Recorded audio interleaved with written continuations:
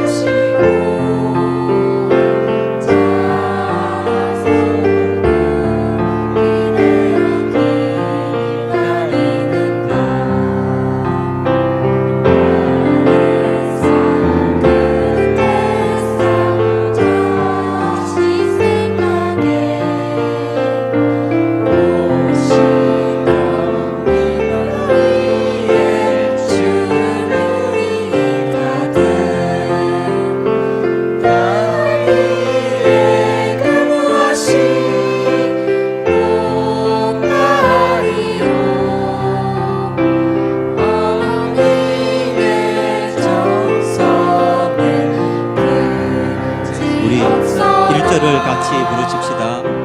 낮일 때게로 다 잊으시고 길을 때 밤낮으로 애쓰는 마음 진 다리 마른 다리 가라니시며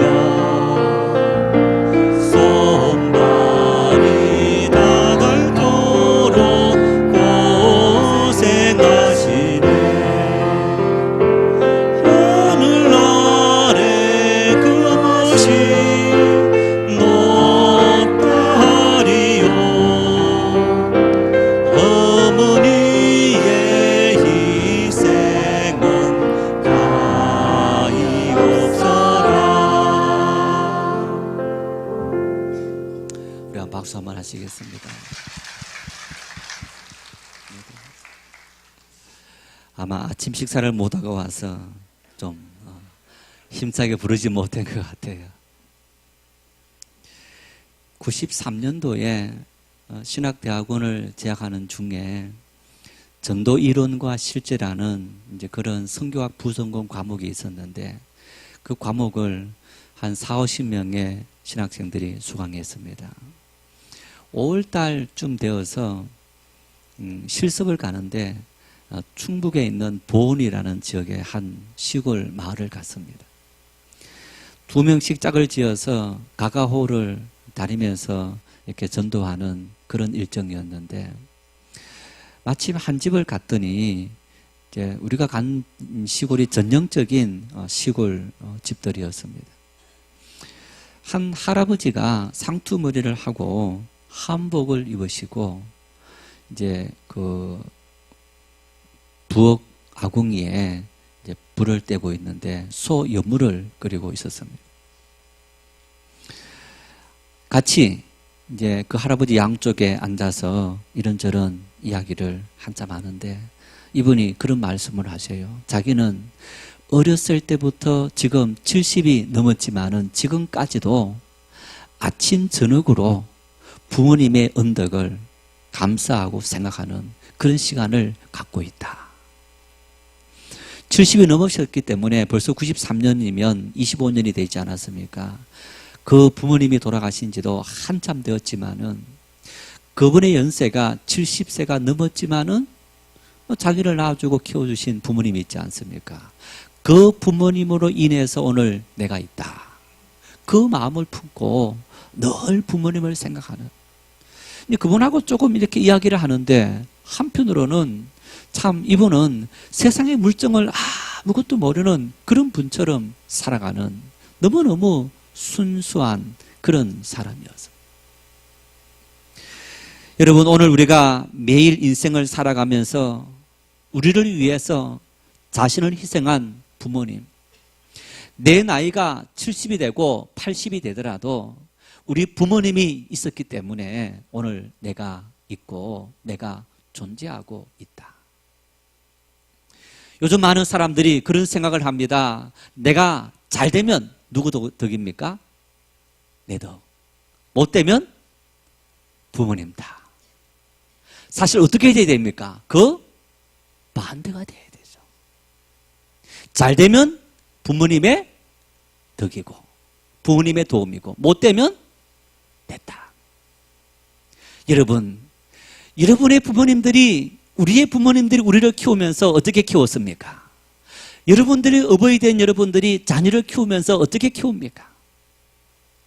공부해라, 열심히 해라, 뭘 해라, 뭘 해라. 제발 좀 잔소리하지 마세요. 여러분, 부모님들이 제발 공부하지 말고 놀거라. 제발 공부하지 말고 놀거라. 여러분, 그런 부모님이 있습니까? 어쩌면 공부벌레 같은 그런 아이들을 두고 있는, 자녀를 두고 있는 부모님 외에는 다 공부해라. 그런데 어떻습니까? 공부해야 될 그 시절에, 지금 젊은 시절에 놀아야지. 대학 들어가더니 하는 말이 1학년 때는 아빠 놀아야 됩니다. 그런 법칙이 어디 있습니까? 이놈아, 후회하지 말고 공부해라. 나중에 인생을 살아가면서 내 삶이 잘 풀리지 않았을 때 여러분 공부해라, 열심히 해라, 그리고 살아가는 모든 삶에 이렇게 살아라 했던 그 부모님의 어떤 권면과 교훈을 멀리했던 내 삶이 오늘 이렇구나. 야, 오늘 나의 삶이 이렇게 된 것은 내 부모님이 나를 위해서 이렇게 희생하고 헌신했던 그 사랑의 희생의 산물이구나. 그것이 우리의 삶의 모습이 아니겠습니까? 우리의 매일의 삶 속에 이런 부모님의 사랑을, 희생을 간직하고 기억하고 살아갈 수 있는 그런 은혜가 넘칠 수 있기를 바랍니다. 사람을 만물의 영장이다, 그렇게 말합니다. 여러분, 사람이 만물의 영장이 된 이유가 어디에 있는 겁니까? 사람은 생각하는 동물이기 때문입니다. 여러분, 산에서 살아가고 있는, 들에서 살아가고 있는 사자라든가 호랑이라든가 곰이라든가 뭐 많은 동물들이 있지 않습니까? 여러분, 그 동물들은 우리 인간이 있는 때부터 함께 존재한 겁니다. 그런데 동물들의 사회와 우리 인간이 살아가는 사회 세상이 다른 점이 있습니다. 뭐가 있습니까? 우리 인간이 살아가는 사회는 문명이 형성되어 있습니다. 반면에 동물이 살아가는 세상 속에는 문명이 없어요. 보십시오. 여러분, 우리가 200년 전, 300년 전 그 시절에는 10층, 20층, 100층 이런 아파트 건물들이 있었습니까? 없었습니까? 없었습니다. 200년 전에는 하늘을 날아다니는 비행기도 없었습니다. 엄청나게 큰 배도 없었고, 여러분 뿐만 아니라 우주선도 없었습니다. 그런데 인간의 문명이 발전해서 100층 넘는 건물들을 짓고, 그리고 하늘을 날아다니는 비행기가 만들어지고, 수많은 문명의 이기들이 발전하면서, 또한 과학이 발전하고 의학이 발전하면서 죽어가는 사람 살리는 그런 문명을 자랑하고 있는 거예요. 그런데 여러분, 동물의 세계를 보십시오. 동물의 세계는 1000년 전이나 2000년 전이나 10,000년 전이나 똑같이 내 새끼, 그리고 크면 이제 독립하고 그 다음부터는 자기 영역밖에 모르는 겁니다. 여러분, 동물의 세계 속에 동물들이 몇 층짜리 집을 짓고 살아가는 거 보셨습니까? 동물들이 자동차를 만들어서 타고 다니는 것을 보셨습니까? 동물들이 문자를 만들어서 그 문자를 가지고 자기들의 어떤 것을 남긴 그런 흔적을 본 적이 있습니까? 없습니다. 무엇이 사람으로 하여금 이런 문명을 만들어내도록 만들었느냐? 그것은 하나님께서 인간을 만드시고 인간에게 생각이라는 선물을 주셨기 때문에 그 생각이 인간의 이런 문명을 만들어낸 것을 볼 수 있습니다. 중세를 암흑기다 이렇게 말합니다.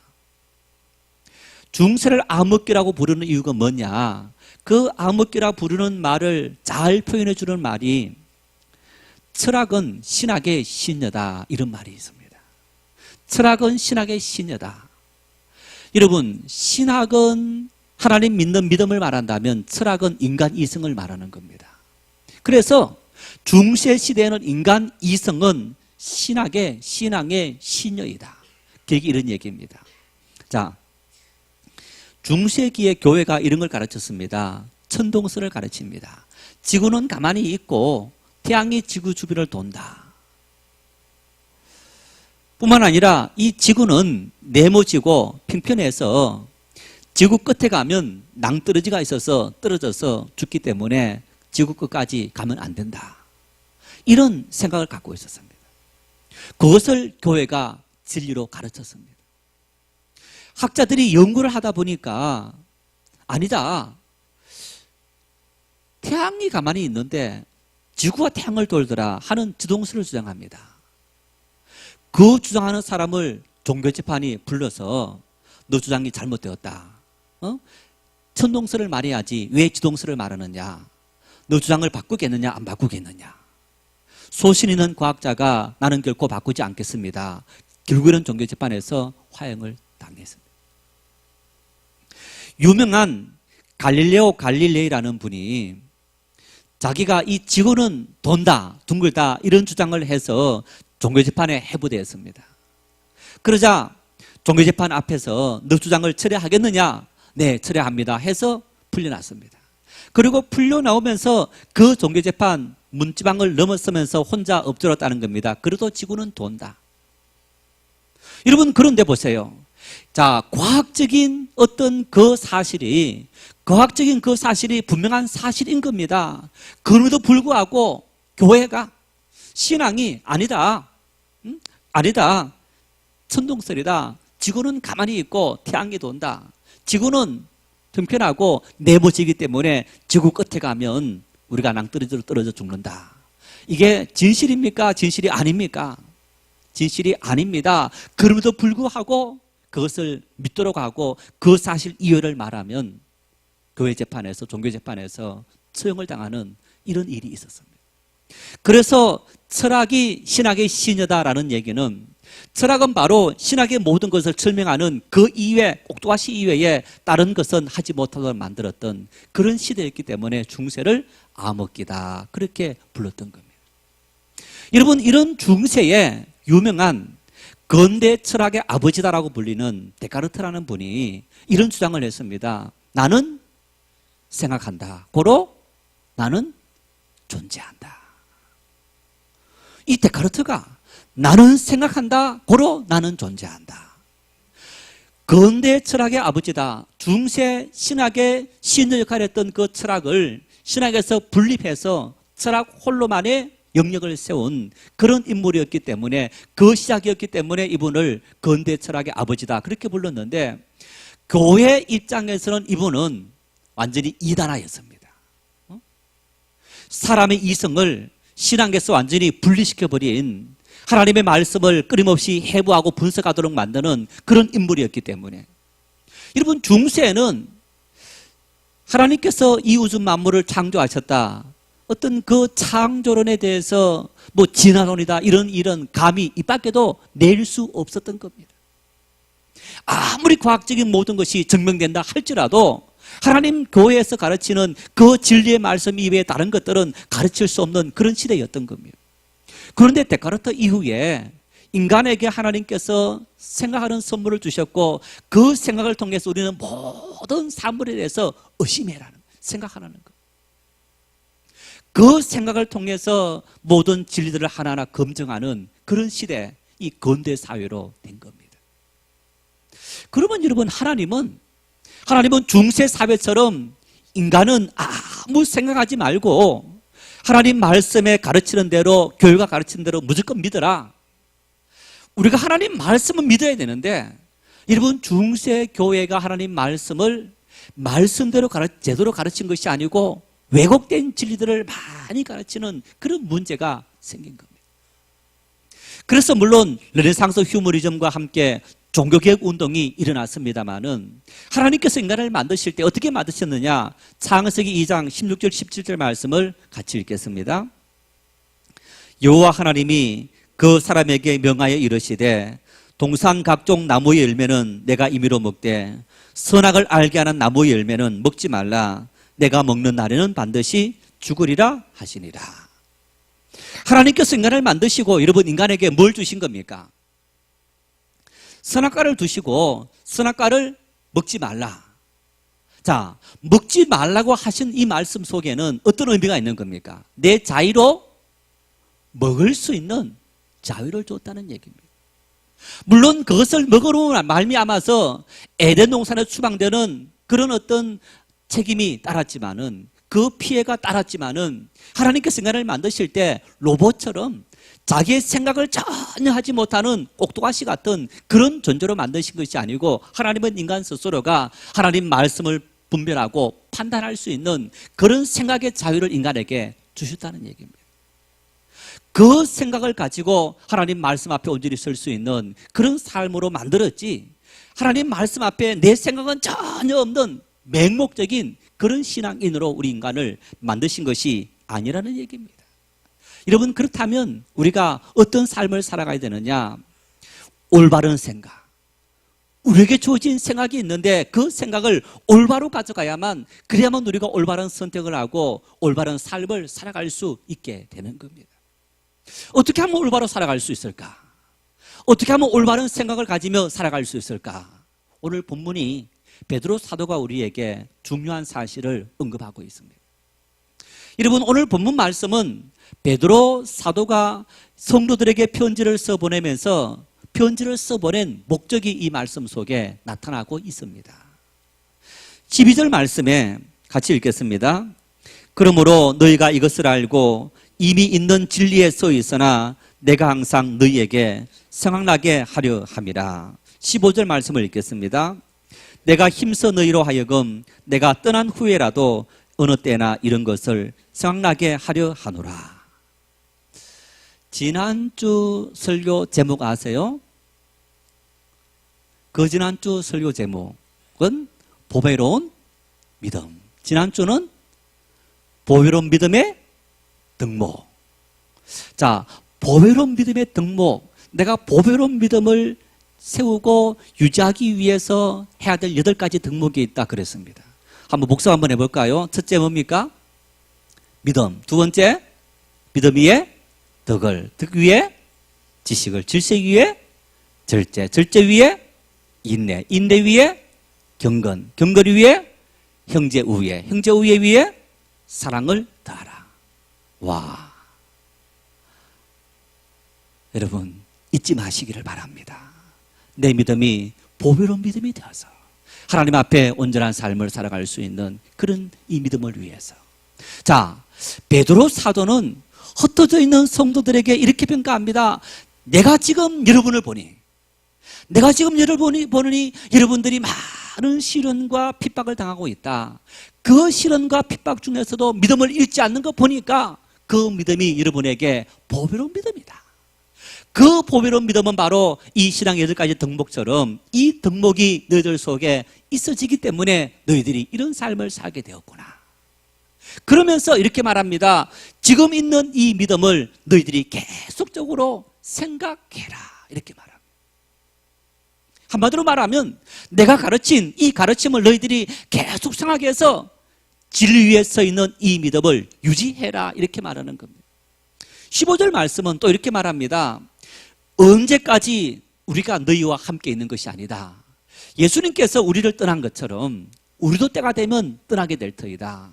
뿐만 아니라 여러분들이 미래에 또 여러분의 후손들이 미래에 하나님 말씀 앞에 서야 되는데 그들을 위해서 내가 이 말씀을 생각하도록 하기 위해서 이 말씀을 기록하노라. 결국에는 베드로 사도는 말합니다. 오늘 현재를 살아가는 우리뿐만 아니라 앞으로 미래 우리의 삶, 또 미래 우리 후손들의 삶을 위해서도 너희들이 생각하는 것이 필요하다. 뭘 생각해야 되느냐? 너희들이 보배로운 믿음을 위해서 이런 생각을 가져라.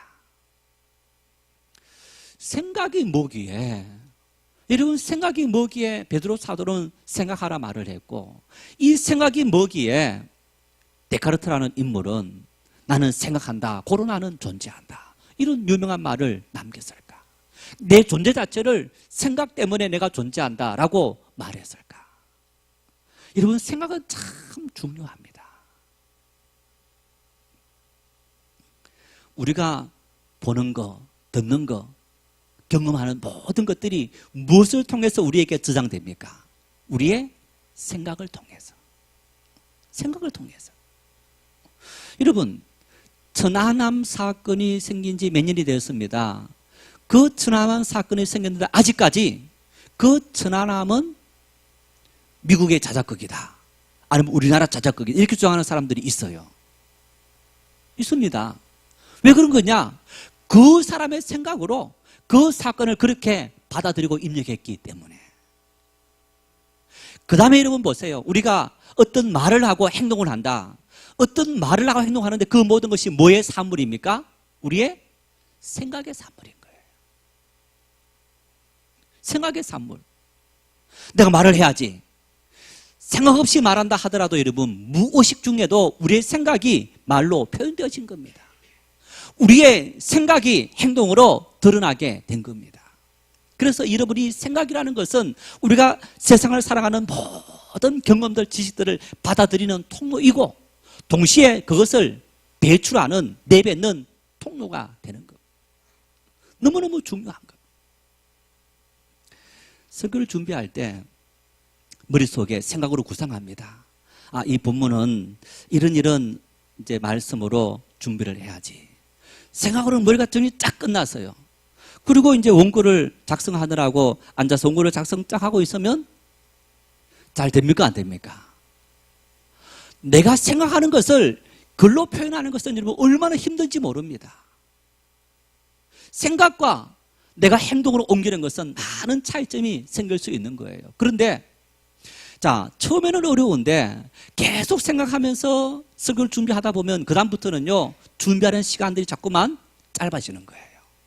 생각이 정리되어지기 때문에, 훈련되어지기 때문에 굉장히 중요한 겁니다. 자, 여러분 우리가 오늘 교회에서 누구를 만났어요. 안녕하세요 장로님, 안녕하세요 권사님, 집사님 했는데 안녕하세요. 예전에는 안녕하세요 막 생각해서 웃다가 오늘은 안녕하세요. 막 약속 악수도 이렇게 안 하고 막 이렇게 하는 것 같아. 어떤 거예요 이 사람이 지금? 문제가 있는 겁니까 없는 겁니까? 있는 거야. 행동이 달라졌거든. 여러분 이 달라진 행동이 어디서부터 출발되어진 겁니까? 내 마음의 생각에서부터. 뭔가 지금 나하고 인사하는 저 사람에 대해서 문제가 있는 거예요. 나와. 아니면 내 개인적으로 생글생글하지 못하게 만드는 그런 개인적인 문제가 있든지 아니면 그분하고 뭔가 문제가 있든지 문제가 있는 거예요. 여러분, 이렇게 우리는 그 사람의 말과 행동을 통해서 그 사람의 생각을 반대로 역추적해서 알 수도 있는 거예요. 이처럼 우리의 삶에 있어서 생각은 너무너무 중요하고 우리 인생을 살아가는 모든 말과 행동 그리고 모든 것을 결정하는 그런 어떤 가장 중요한 잣대가 되는 겁니다. 그래서 우리의 생각 속에 무엇이 뿌리를 내리고 있고 우리 생각이 어떻게 작동되느냐가 굉장히 중요하다는 얘기입니다. 그래서 베드로 사도는 우리에게 생각해라, 생각해라, 생각해라, 생각해라. 그런데 한 번만 생각하지 말고 지속적으로 계속적으로 생각해라. 세계 최고 부자가 누군지 아세요? 예, 미국의 빌 게이츠, 마이크로소프트사를 창업한 빌 게이츠입니다. 재산이 70조가 넘죠. 어마어마한 재산입니다. 여러분, 이 빌 게이츠가 미국 사람인데 그 미국 사람이지만 미국 사람들은 전 세계 사람들이 다 몰려 있는 사람들이 아닙니까? 이제 어제 어느 분이 늘 카톡에 이렇게 보내오는 선교사님인데 보내오는 이제 그 영상 중에 한 목사님이 열심히 이제 설교를 하는 거예요. 설교하시는데 봤더니 그분이 그 미국 뉴욕에 있는 브루클린 타버나클 처치라는 거기 짐 신발라 목사님이라는 분인데 그분이 이렇게 설교하는 이제 그런 영상을 이렇게 보여줬어요. 설교하다가 그분이 이제 이야기하는데 나는 이런 사람입니다. 그러면서 자기는 폴란드계 미국인이다. 그런 이야기를 하는 거예요. 그 유럽 사람들은 나는 러시아계, 나는 뭐 영국계, 나는 독일계 그런 이야기를 합니다. 여러분, 빌 게이츠가 어느 계인지 아세요? 빌 게이츠가 어느 나라 출신이죠? 그 부모님이 유태계입니다. 유태계. 그 부모는 유태인 출신입니다. 자, 여러분 제가 몇 년 전에 그 딸을 얻으면서 자기 전 재산의 90% 이상을 기부하겠다라고 했던 마크 저커버그, 페이스북의 창업자 그리고 CEO인, 이 페이스북 창업자 CEO인 마크 저커버그, 이분이 거의 아마 세계에서 역시 10대 20대 재벌의 부자에 드는 그런 정도의 엄청난 부를 일으켰습니다. 30대인 사람입니다. 이 사람 출신 어딘지 아세요? 역시 유태계입니다. 유태인들이 미국의 부의 25%를 가지고 있다라고 말할 정도로 엄청난 부를 자랑합니다. 제가 한번 몇 년 전에 그런 얘기를 한 적이 있습니다만은 KBS 방송에서 세계 부의 이동에 대한 그런 어떤 그 다큐를 이렇게 보여준 적이 있습니다. 스페인을 가보시는 분들, 특히 스페인의 성당을 가보시면요, 와, 그 성당 안에 있는 휘황찬란한 검은 보석들. 독일이나 아니면 이탈리아나 뭐 다른 유럽에 가서 성당을 가봐도 여러분 성당에 특히 우리 말하면 이 강대상 위에 그 지성소 같은 개념에 그 강상 위를 그냥 이렇게 해놨지만은 막 검은 보석으로 붙여놓은 것들은 별로 없어요. 그런데 스페인의 성당들은 그 검은 보석을 얼마나 많이 붙여놨는지 이렇게 샀다가 내려와 있어요. 못 들어가도록. 사람들이 가서 이렇게 뛰갈 수 있으니까. 그래서 그걸 다 막아놓고 미사를 할 때만 열어서 이렇게 이 신부들이 올라가서 미사 집례하고 그다음부터는 다 막아놓는 거예요. 자, 그 스페인이 모든 성당의 벽면마다 옛날 지은 벽면마다 그 화려한 것으로 한 이유가 뭐냐? 그만큼 부가 많았다는 거예요. 그 스페인이 부자가 된 이유가 어디 있느냐? 유태인들이 디아스포라 흩어져 살면서 이제 몰려서 살아갔던 곳이 처음에는 스페인이라는 곳이었던 겁니다. 그 사람들이 살아가면서 부를 창출할 수 있는 어떤 그런 지혜를 만들어냈고 그들을 이용해서 스페인이 부자가 된 거예요.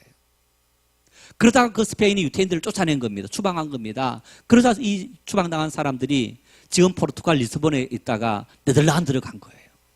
여러분, 네덜란드가 지금 북유럽의 중심부가 되어 있고 화려한 나라가 되어서 배를 만들어서 세계 어떤 무역을 주도하는 그런 나라가 된 건데 바로 유태인들이 가면서 그 부를 만들어냈다는 거예요.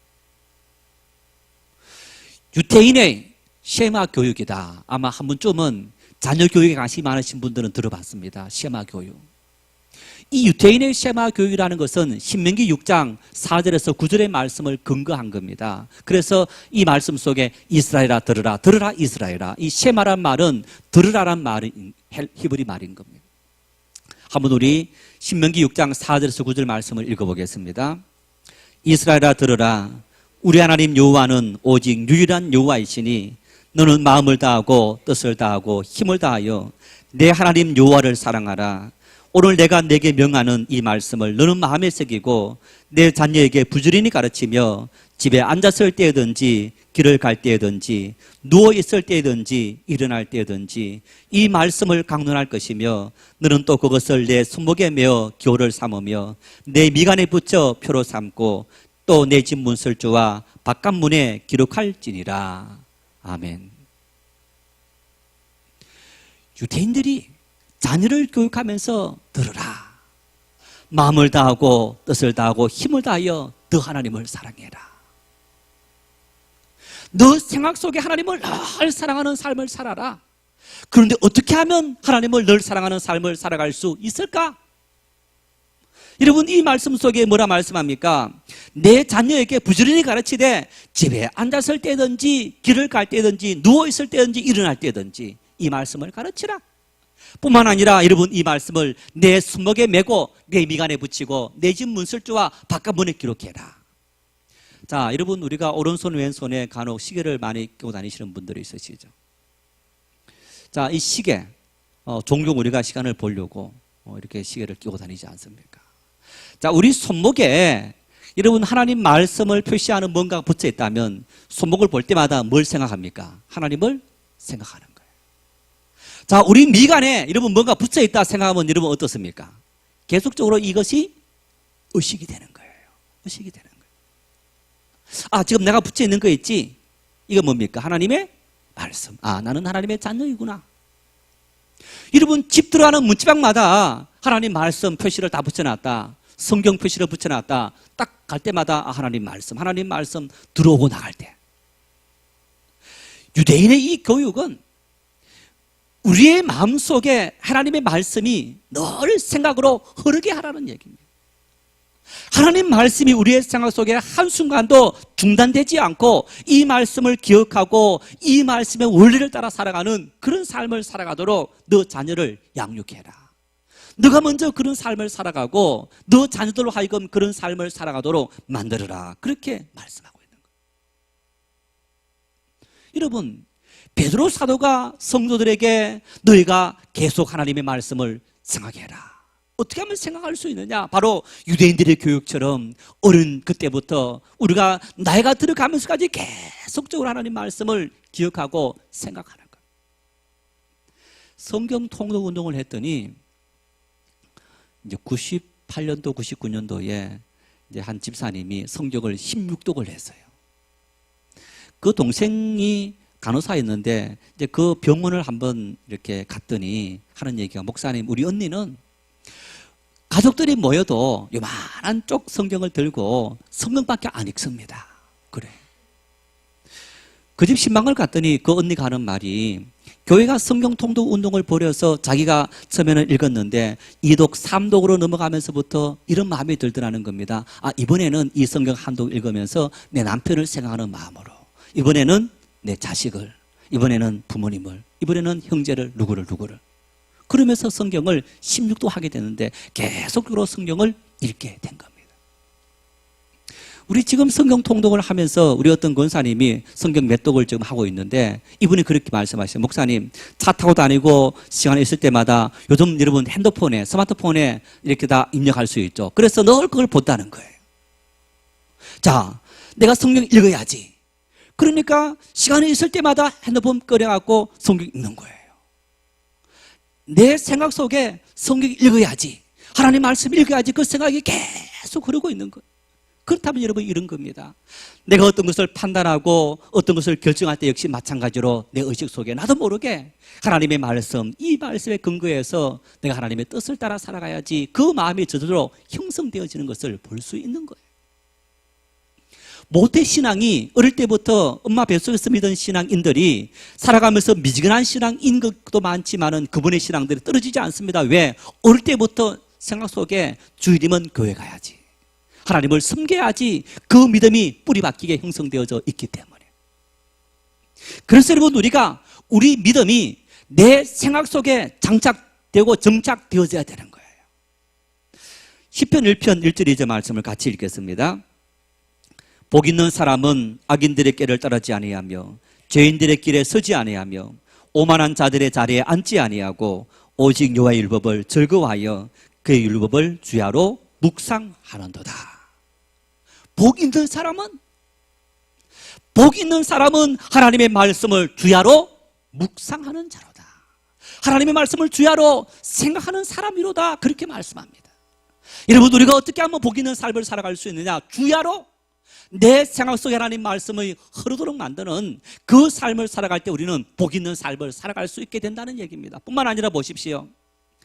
악인들의 길을 따르지 않고 죄인들의 길에 서지 않고 오만한 자의 자리에 앉지 않는다. 인생을 살아가면서 하나님의 뜻을 따라 살지 못하고 우리를 실패하고 절망케 만드는 그런 수많은 유혹이 있다는 얘기입니다. 그 모든 유혹을 어떻게 이길 수 있느냐? 하나님 말씀을 주야로 묵상하는 사람, 생각하는 사람이 우리의 삶을 끊임없이 다가와서 넘어뜨리려는 수많은 미혹들을 이기고 하나님 말씀 앞에 온전히 설 수 있다는 겁니다. 하나님 말씀은 우리에게 그런 힘이 되고 그런 능력이 되고 그런 축복이 된다는 겁니다. 여러분, 그래서 우리는 하나님 말씀을 단순히 아는 것을 떠나서 내가 그 하나님 말씀을 우리 삶에 실천하기 위해서 뭘 해야 되느냐? 우리의 생각 속에 끊임없이 대책임하고 우리가 그 말씀을 늘 기억하는 그런 삶을 살아가야만 우리 하나님 앞에 온전한 삶을 살아갈 수 있게 되는 겁니다. 어떤 분이 한번 이야기 드린 적이 있는데 자동차를 몰고 다니면서 늘 자주 사고를 낸 거예요. 그러니까 이제 목사님이 신방 가서 집사님, 하나님을 모시고 내가 운전하고 있다 생각하고 한번 다녀보십시오. 그랬더니 처음에 한동안은 사고 내지 않고 잘 운전해 다니더라는 거예요. 그런데 얼마 지나지 않았더니 또 사고 내면서 늘 이렇게 막 사고를 내더라는 거예요.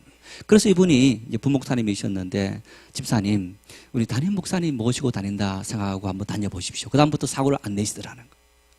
자, 담임 목사님은 열심히 다니시는 분이니까 주일 낮 예배, 저녁 예배, 수요 예배, 새벽 기도에 매일 보는 거거든요. 매일 보니까 내가 매일 목사님을 모시고 운전하고 있다라고 생각하니 사고가 안 나더라는 거예요. 부모님은 하나님께서 우리에게 주신 눈에 보이는 하나님인 줄 믿으시기를 바랍니다. 부모님은 인생을 살아가면서 우리 눈에 하나님께서 보여주신 하나님이신 겁니다. 왜? 여러분, 출애굽기 20장 12절 말씀을 같이 읽겠습니다. 내 부모에게 공경하라.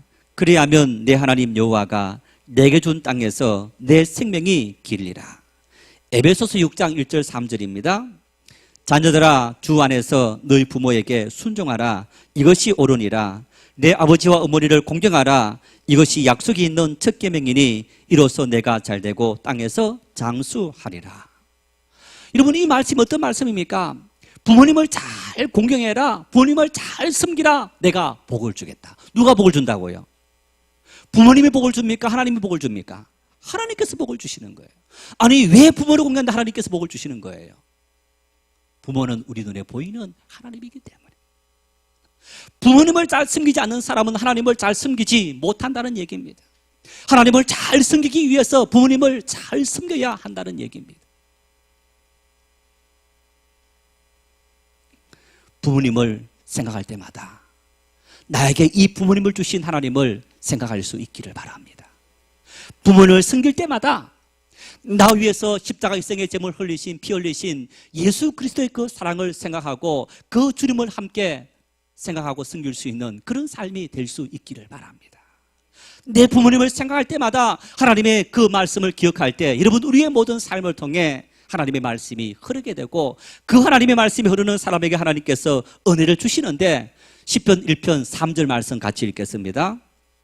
그는 시냇가에 심은 나무가 철을 따라 열매를 맺으며 그 잎사귀가 마르지 아니함 같으니 그가 하는 모든 일이 다 형통하리로다. 할렐루야. 그가 하는 모든 일이 형통하리로다. 어떤 사람이 하나님의 말씀을 주야로 묵상하는 사람이, 하나님 주신 하나님을 대신한 그 부모님을 생각하고 하나님을 생각할 수 있는 그 은혜를 누리는 사람이 하나님의 형통한 은혜를 누리는 복된 삶을 살아갈 수 있게 된다고 주님 우리에게 말씀하셨습니다. 우리가 우리의 삶을 통해 이런 은혜를 함께 누리고 하나님 앞에 영광 돌리고 기뻐할 수 있는 그런 우리의 삶이 될 수 있기를 바랍니다.